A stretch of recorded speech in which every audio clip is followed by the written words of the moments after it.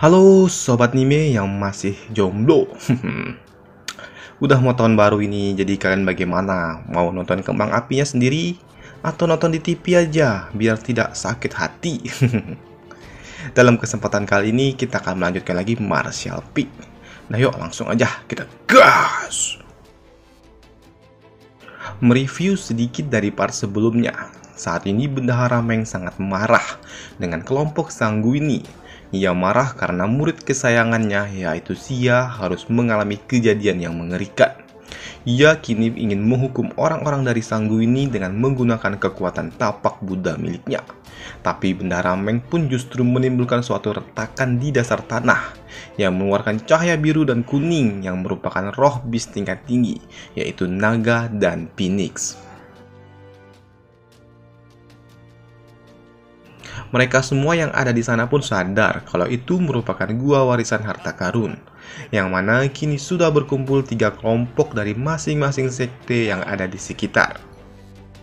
Sempat terjadi keributan di antara para master. Mereka pun sama-sama ingin mendominasi gua itu.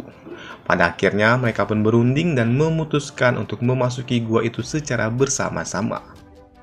Tetapi gua itu pun memiliki suatu persyaratan untuk memasukinya, yaitu untuk orang-orang yang berada di bawah 30 tahun, yang membuat para master ini tidak dapat memasukinya. Kini masing-masing sekte sudah mengumpulkan para murid-murid mereka, namun hanya orang-orang yang berada di bawah ranah Nation Soul yang dapat memasukinya.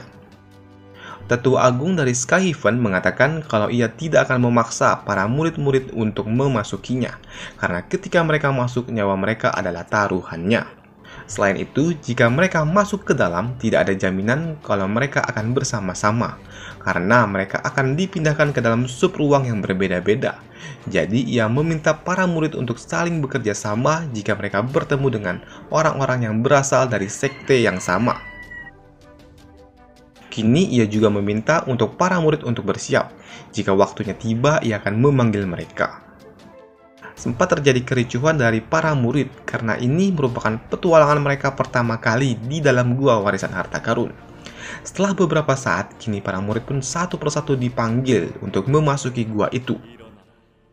Yangkai yang memasuki gua itu kini dipindahkan ke dalam sub ruang bersama murid lainnya dari Sky Heaven. Tapi orang itu merupakan murid dari Balai Pendisiplinan yang sempat berseberangan dengan Yangkai beberapa waktu lalu. Selain itu, ada seorang lainnya yang berasal dari Sky Heaven, yaitu gadis montok ini yang memiliki opai padat. Selain mereka berdua, kini mereka juga bertemu dengan murid-murid dari Manostrom, yaitu Zuan dan Yisuan. Mereka yang sedang berkumpul tiba-tiba merasakan suatu getaran. Dari belakang Yisuan tiba-tiba ada suatu golem yang menyerang. Namun beruntung Yangkai dapat menyelamatkan Yisuan dari serangan mendadak itu. Kini mereka semua pun berlari menuju tiang pancang yang ada di dalam gua. Yangkai sebagai orang terakhir, ia tentu menuju tiang itu juga dan menggiring para golem-golem itu untuk mendekati mereka. Sembari berlari, Yangkai pun mengatakan kalau golemnya cuma satu, jadi mereka seharusnya dapat mengalahkannya. Kini pria Manostrom ini pun langsung berlari ke arah golem itu dan meninjunya. Begitu juga dengan gadis kawaii ini, dan tentunya Yangkai juga membantu. Setelah mereka berhasil mengalahkan golem itu, si kampret ini marah karena Yangkai membawa golem itu ke arah mereka. Tapi ia pun dihentikan oleh si gadis montok ini. Yangkai yang tidak peduli, ia pun membedah golem itu dan menemukan inti golem, yaitu golem dengan ukuran yang lebih kecil yang merupakan harta karun jua. Karena cuma ada satu, sedangkan mereka berlima, jadi mereka pun bingung untuk siapakah benda ini. Yangkai pun mengatakan mungkin bukan cuma satu, tapi pasti ada golem-golem lain yang memilikinya. Dan si kampret ini pun mengusulkan kalau orang yang terlemah di antara mereka akan menjadi umpan untuk membawa golem itu kemari, dan yang lebih kuat akan mengeksekusi golemnya. Yangkai pun setuju dengan rencana itu, karena memang dirinya lah yang paling lemah di antara mereka berlima, kalau menurut level kultivasi. Kini Yangkai pun mendekati golem-golem yang terdiam di pojokan. Ketika ia menyentuhnya, golem itu pun mulai bergerak mengejar Yangkai. Kini Yang Kai pun membawa para golem itu menuju rekan-rekannya yang lain, dan tugas yang lain adalah menghancurkannya. Setelah beberapa kali mereka melakukannya, hanya terdapat 4 buah inti golem, di mana mereka kini ada 5 orang. Si kampret ini mengatakan kalau kultivasi Yang Kai sangat rendah, dan berarti kontribusi Yang Kai pun yang paling kecil di antara mereka. Jadi ia tidak perlu mendapatkan inti golem ini. Tapi gadis manor ini tidak setuju dengan hal itu. Ia menganggap kalau hal itu tidak adil untuk Yang Kai. Si gadis montok ini mengatakan bagaimana kalau kita mencobanya sekali lagi, dan siapa tahu mereka menemukan 1 buah inti golem lain. Tapi Yang Kai pun curiga kalau si gadis montok ini sebenarnya setuju dengan ide si kampret itu. Kini si gadis montok pun meminta Yang Kai untuk melakukan hal yang sama lagi. Kini Yang Kai memancing golem lainnya, tapi ia sadar kalau ia tidak bisa mengandalkan orang-orang itu. Jadi ia harus berusaha sendiri untuk mendapatkan apa yang ia inginkan. Yang Kai yang berlari dikejar golem, ia mulai curiga kenapa ada 1 buah golem di belakang mereka yang selalu dilindungi oleh golem lainnya. Kini Yang Kai pun merubah arah larinya dan mencoba menyerang golem yang paling belakang. Serangan Yang Kai pun tidak begitu kuat untuk menembus golem itu dalam 1 serangan. Ia yang tidak memiliki waktu langsung menembus serangan dengan menggunakan 10 tetes ki yang telah ia kumpulkan beberapa waktu lalu. Dari serangan itu, ia berhasil mengambil inti golem yang ada di dalamnya. Ternyata dari golem-golem lain yang dibawa oleh Yang Kai menghasilkan inti golem lainnya. Jadi mereka pun mulai membagi hasilnya. Di sini Yang Kai pun diam-diam saja kalau ia sudah mendapatkan inti golem lainnya. Dengan kata lain, ia mendapatkan 2 buah inti golem. Setelah itu mereka pun melakukan kultivasi, dan beberapa hari kemudian mereka pun keluar dari tempat itu dan bertemu dengan danau yang cukup luas. Para wanita yang melihat air melimpah, mereka pun ingin segera membasuh tubuh karena mereka memang sudah beberapa hari tidak mandi. Gadis montok ini pun meminta Yang Kai untuk membantu mereka melepas pakaian. Tidak. Maksudnya membantu mereka mengawasi jika para pria-pria ingin mengintip mereka. Kini para gadis-gadis ini mulai melepaskan 1 demi 1 miliknya dan bermain air. Sedangkan Yang Kai ia duduk mengawasi jika ada orang-orang yang akan datang. Dan benar saja ada 1 monyet datang. Yang Kai pun tidak menghalangi untuk dirinya mengintip. Tapi begitu ia mengintip, ia mengatakan apa yang sedang dilakukan si kampret itu dengan suara yang sangat lantang.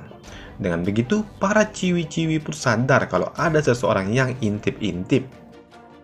Setelah mandi, para gadis-gadis ini pun mengucapkan terima kasih kepada Yang Kai karena berkat dirinya tubuh mulus mereka pun aman dari para mata-mata haram. Tak lama setelahnya, mereka pun mendengar suatu raungan keras dari balik hutan. Pria manor ini menyimpulkan kalau itu raungan dari binatang beast yang memiliki level paling tidak setingkat 6.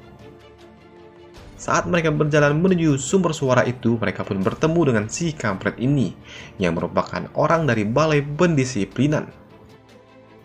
Saat ini, ia pun sedang berselisih dengan orang dari Manostrom. Tak lama setelahnya, Yang Kai pun dan kelompoknya tiba. Karena mereka sudah menemukan orang-orang dari sekte yang sama, gadis kawaii ini pun meminta izin untuk bergabung dengan sektenya. Si kampret ini yang melihat gadis montok ini mengajak dirinya untuk bergabung dengannya. Si gadis montok ini pun tentu mau bergabung dan mengajak Yang Kai. Tapi Yang Kai pun menolak.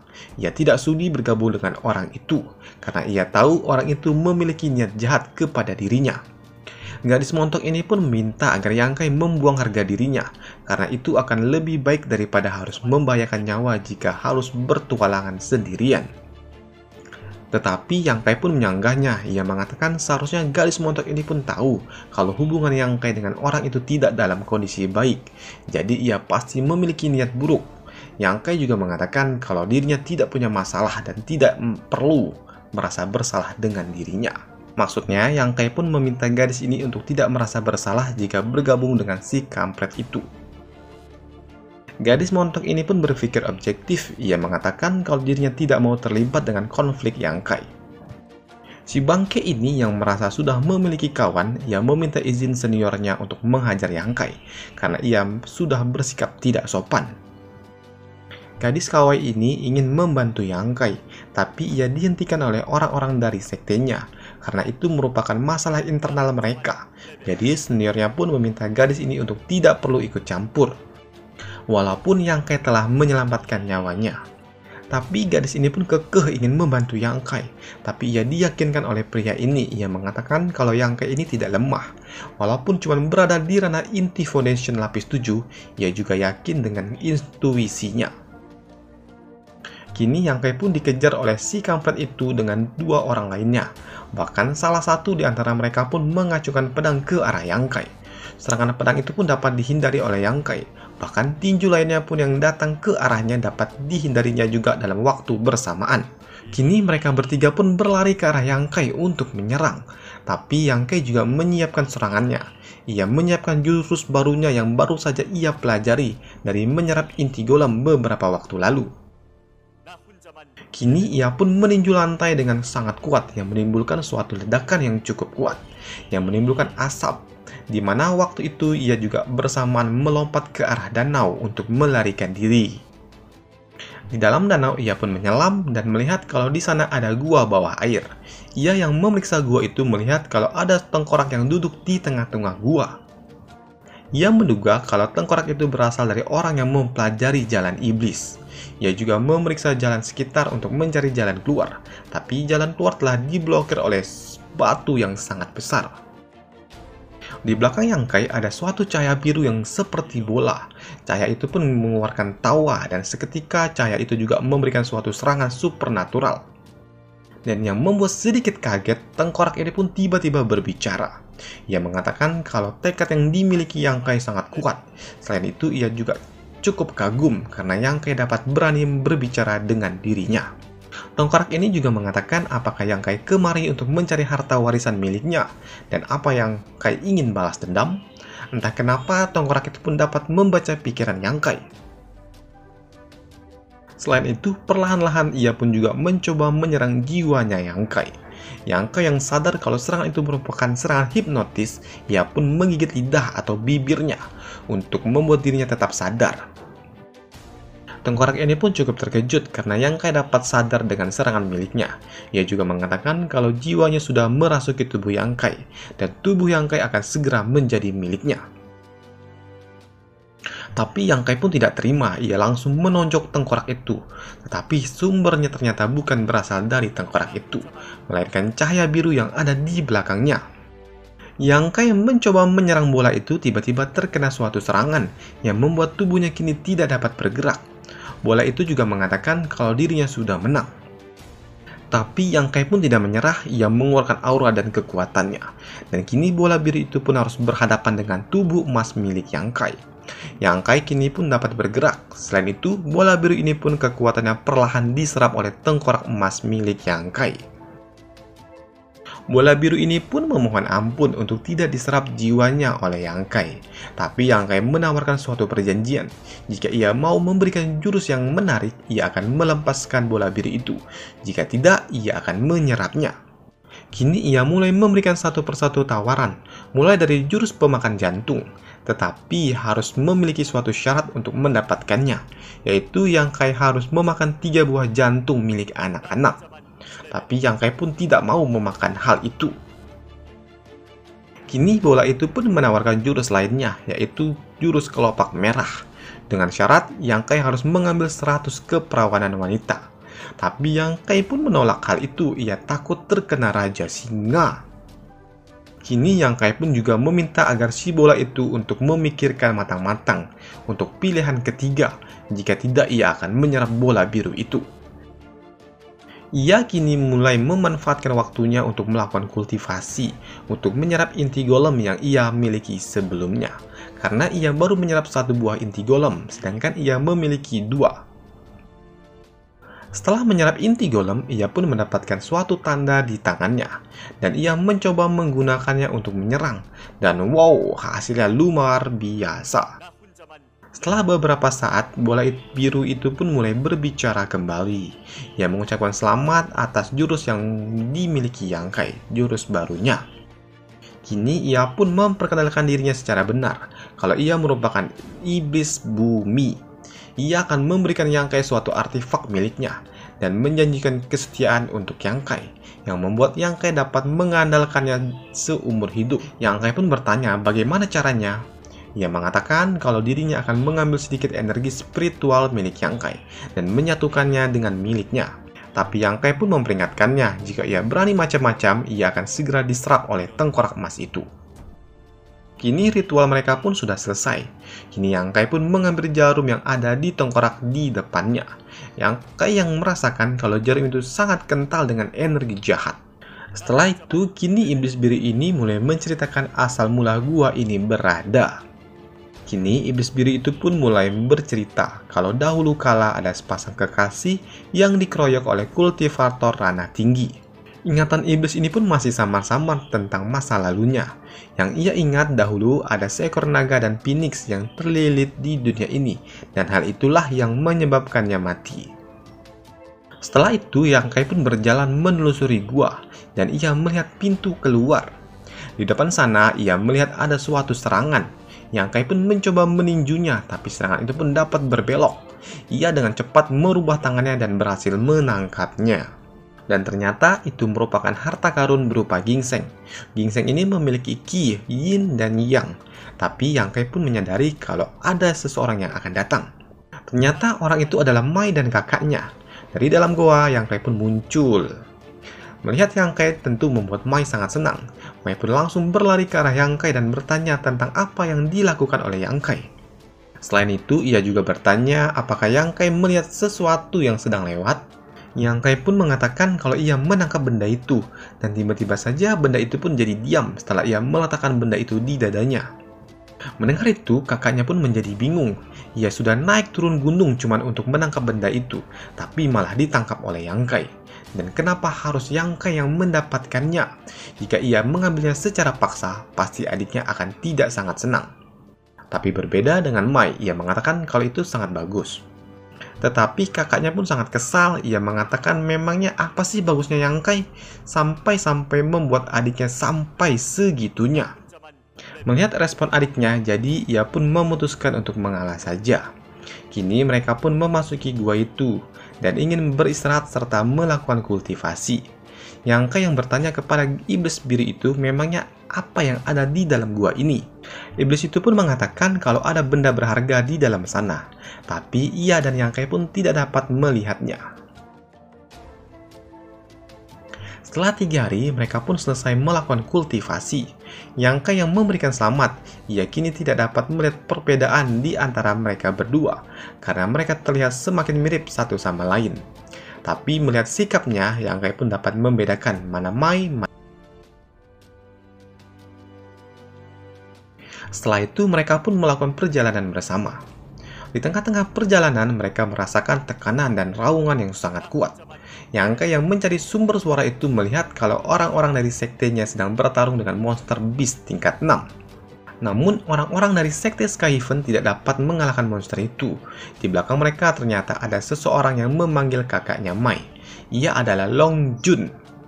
Ia mengatakan kalau Ji, si kampret itu yang berasal dari balai pendisiplinan, mencoba membawa monster itu kemari. Tapi di pihak mereka kini ada Su Yan yang mencoba menghalau monster itu. Walaupun Su Yan ini sangat kuat, tapi ia tetap saja sangat kelelahan jika harus sendirian mengalahkan monster itu. Su Yan yang saat ini sedang bertarung dengan monster itu, ia menggunakan jurus terkuatnya dengan memanggil golem es. Saat ini ia pun terlihat sedang bertarung dan mencoba menahan monster itu. Tapi monster itu pun sangat kuat yang membuatnya kini harus kehilangan banyak energi yang membuatnya berdarah dari dalam. Dalam keadaan yang sudah kehabisan tenaga, ia pun masih mencoba menahan serangan monster itu untuk melindungi orang-orang dari sektenya. Tapi tiba-tiba ada cahaya merah yang berlari ke arahnya. Ternyata cahaya itu berasal dari Yang Kai. Yang Kai pun mencoba meraih Su Yan sebelum ia dihantam oleh serangan monster. Tapi ternyata Yang Kai pun tidak cukup cepat. Walaupun ia dapat meraih Su Yan, ia masih harus terkena serangan monster itu, yang membuatnya harus terpental beberapa jarak. Dengan bantuan Yang Kai, kini Su Yan pun dapat selamat dari serangan langsung monster itu. Mereka yang ada di sana pun cukup terkejut karena Yang Kai dapat selamat dari serangan monster itu, mengingat level kultivasi Yang Kai sangat rendah. Tapi seperti biasa, di balik kesuksesan seseorang pasti ada tetangga yang iri. Contohnya si kampret ini. Shuyan sangat bersyukur ia diselamatkan oleh Yang Kai. Ia juga lega kalau dirinya kini dapat menahan monster itu, menjauhi murid-murid dari Sky Heaven. Tapi Yang Kai pun melihat Shuyan sepertinya ia sangat kelelahan. Kelelahan yang di sini yaitu lelah berperan sebagai kakak. Setelah itu, Yang Kai pun mengatakan kalau ia menyarankan untuk membunuh monster ini saja. Tak lama setelahnya, es yang membukukan monster ini pun mulai retak. Shuyan pun tidak menyangka kalau es miliknya akan dapat retak dengan cepat. Kini Yang Kai pun meminta mereka untuk segera pergi, tapi mereka pun pasti tidak akan mendengarkan perkataan Yang Kai. Jadi ia meminta Shuyan untuk mengatakan hal itu. Kini para murid sudah menyingkir. Yang Kai menyiapkan serangan di tangannya yang membuat suatu cahaya sihir berwarna kuning di sekitarnya. Ia yang kini berhadapan satu lawan satu dengan monster, ia pun menyiapkan kuda-kudanya dan melompat ketika ia sudah siap. Ketika ia sudah siap, ia pun melompat dan meninjunya tepat di kepala monster itu, yang menimbulkan suatu kilatan cahaya kuning yang sangat menyilaukan, yang membuat monster itu pun langsung tumbang. Mereka semua yang ada di sana pun sangat terkejut dengan serangan Yang Kai. Setelah serangan pamungkas itu, Yang Kai pun tidak dapat bergerak lagi. Kini Shuyan pun meminta para murid-murid untuk segera mengeksekusi monster itu. Karena walaupun serangan Yang Kai sangat kuat, tapi serangan itu pun tidak cukup untuk membunuh monster itu. Mai yang terpesona dengan serangan Yang Kai, ia pun meminta kakaknya untuk membantu anak-anak dari Sky Heaven. Ia kini memerintahkan seluruh anak-anak dari Sanguini untuk membantu Sky Heaven. Begitu juga dengan gadis KW ini, ia meminta seniornya untuk membantu Yang Kai, dan ia akan marah jika kakak seniornya tidak mau melakukan hal itu. Kini ketiga sekte ini saling bekerja sama untuk mengeksekusi monster itu. Shuyan yang melihat Mai mendekati Yang Kai dan mencoba merawatnya, membuatnya pun sedikit sedih. Ketika monster itu sudah semakin melemah, kini ketiga master ini pun dari masing-masing tiga sekte mengeksekusinya dengan kekuatan mereka, yang membuat monster itu pun langsung tewas. Si kampret ini yang melihat Yang Kai kelelahan, ia pun menyuruh kampret-kampret lainnya untuk mengeksekusi Yang Kai dari belakang. Ketika ia mendekati Yang Kai pun sadar, dan langsung melemparkan jarum iblis yang dimilikinya, yang menembus dadanya. Dan ternyata tewasnya murid itu sama saja memberikan makan untuk iblis ini. Tapi Yang Kai pun kesal karena iblis ini tidak mengatakan hal itu. Kalau membunuh pakai jarum akan memberikannya makan. Iblis ini pun memberitahu kalau gadis montok yang ada di sana itu tahu dengan serangan yang diberikan oleh Yang Kai. Ia juga mengatakan kalau gadis itu sangat bagus dan cocok dalam beberapa tahun ke depan. Gadis itu akan menjadi suatu bantuan yang sangat berharga untuk Yang Kai. Tapi Yang Kai pun menolaknya. Ia mengatakan kalau dirinya tidak menyukai gadis yang memiliki bukit boba terlalu besar. Ia takut tertimpa bukit itu dan tewas. Lanjut. Setelah membunuh monster itu, kini master dari Manostrom ingin memberikan inti monster kepada Yang Kai. Karena ia menganggap kalau Yang Kai lah yang layak mendapatkannya. Tapi tiba-tiba inti monster itu pun melayang ke udara, bersama dengan inti monster lainnya yang sudah mereka dapatkan. Kini inti monster itu saling berputar dan menyatu yang menimbulkan suatu angin besar yang sangat-sangat besar. Iblis ini pun memberitahu Yang Kai untuk segera menyingkir 10 mil, jika tidak mereka akan terkena pusaran angin itu. Yang Kai yang mencoba memberitahu orang-orang di sana, ia pun dicuekin. Shuyan yang melihat Yang Kai tidak ditangkapin, ia kini memberitahu mereka untuk segera menyingkir sejauh 10 mil. Dan tentunya perkataan Shuyan pasti didengar oleh para murid-murid yang ada di sana. Setelah itu, Mai dan kakaknya pun menghampiri Yang Kai. Tapi melihat ekspresi Yang Kai membuatnya marah. Ia mengatakan apakah Yang Kai tidak menyukai mereka datang? Yang Kai pun mengelak, ia mengatakan tidak mungkin ia tidak senang mendampingi dua gadis cantik. Yang Kai juga mengatakan kalau ia tidak mau membuat suatu masalah jika harus dekat-dekat dengan Putri Sanguini. Tapi tak lama setelahnya ada pria Manostrom yang datang. Ia datang dan bersumpah ingin menjadi saudara dengan Yang Kai. Ia juga bertanya tentang apa yang sebenarnya terjadi dan kenapa Yang Kai dapat tahu banyak tentang ini semua. Yang Kai pun mengatakan kalau di depan mereka itu adalah harta utama dari goa warisan ini. Di dalam badai itu akan keluar anak tangga emas yang menuju istana di atas awan. Ketika tangga menyentuh tanah, mereka para peran pendukung mulai berlari menaikinya. Tapi iblis itu pun mengatakan untuk tidak perlu khawatir, karena hanya orang yang ditakdirkan yang dapat meraih puncaknya. Di depan Yang Kai, Suyan pun mulai berjalan mendahuluinya. Kini Yang Kai bersama dua gadis pink ini pun mulai menaiki anak tangga. Dan sebagai mereka yang tidak ditakdirkan, mereka akan merasakan cobaan yang sangat berat. Mulai dari hawa yang dingin, berat, panas, angin kencang, dan yang lainnya. Saat ini, Suyan pun sudah berada di anak tangga ke-7000, dan ketika ia menyentuh tangga terakhir, angin kencang pun langsung mengarah kepadanya. Tetapi angin itu pun tidak cukup untuk menjatuhkannya. Tapi berbeda dengan orang-orang yang ada di bawahnya, mereka pun langsung terhempas jatuh ke bawah. Dan yang terjatuh cuma para wanita. Gadis imut ini pun berspekulasi kalau harta itu hanya memilih satu orang wanita dan satu orang pria, karena di tempat mereka yang jatuh cuma para wanita. Dan begitu Yang Kai menyentuh anak tangga terakhir, para pria pun terhempas ke bawah. Di dalam gerbang, Yang Kai pun merasakan hawa yang sangat panas, tapi ia pun melindungi dirinya dengan ki miliknya. Dan di depannya pun tiba-tiba ada dinding es. Ia pun menggunakan ki untuk mencoba memecahkan dinding itu. Dan di dalam istana, ia melihat Suyan yang sedang santai-santai. Di depan Suyan ternyata ada dua buah orb. Suyan mengatakan kalau warisan ini membutuhkan dua orang pewaris, jadi ia menunggu pewaris lainnya yang akan tiba. Yang Kai yang mendekati Suyan, ia mengatakan kalau tadi dirinya berhadapan dengan dinding es. Suyan yang mendengar itu, ia mengatakan kalau dirinya bertemu dengan dinding api. Ia mengatakan hal itu sembari tersenyum. Yang Kai mengatakan kalau mereka sudah berkenalan sejak lama, tapi baru pertama kali ia melihat Suyan tersenyum. Mendengar itu, Suyan pun menjadi malu, karena ia merasa digoda oleh Yang Kai. Kini mereka pun kembali fokus ke dua orb yang ada di atas sana. Suyan mengatakan kalau dirinya sudah duduk di sini seharian dan tidak terjadi apa-apa. Yang Kai pun mengatakan kalau penerima warisan itu dahulunya adalah sepasang kekasih. Jadi mereka untuk mendapatkan warisan ini harus mengikat dengan pernikahan. Suyan yang mendengar itu ya hanya terdiam dan fokus melihat orb yang ada di atas sana. Tapi Yang Kai pun ragu apakah Suyan mau menikah dengan dirinya demi mendapatkan warisan itu. Dengan dingin, Suyan pun mengatakan apakah kau akan kecewa jika ia lebih memilih menyerah daripada harus menikah dengan orang yang tidak ia kenal. Mendengar itu, Yang Kai pun sadar diri, ia pun memutuskan untuk bangkit dan meninggalkan tempat itu. Tapi Suyan pun bertanya kemana Yang Kai akan pergi. Yang Kai pun menjawab kalau rasanya akan sakit hati jika ia harus melihat warisan itu di depan matanya dan ia tidak dapat memilikinya. Dengan malu-malu, Suyan pun mengatakan kalau dirinya tidak akan mau mewarisi itu dengan orang yang tidak ia kenal. Tapi karena Yang Kai sudah menyelamatkan nyawanya dan berkat Yang Kai juga ia bisa sampai di sini.